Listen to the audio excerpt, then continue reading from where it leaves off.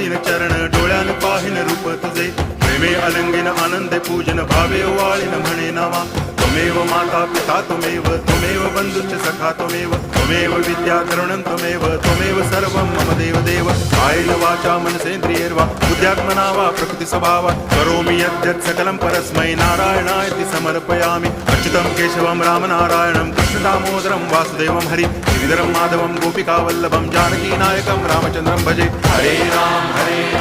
Ram Ram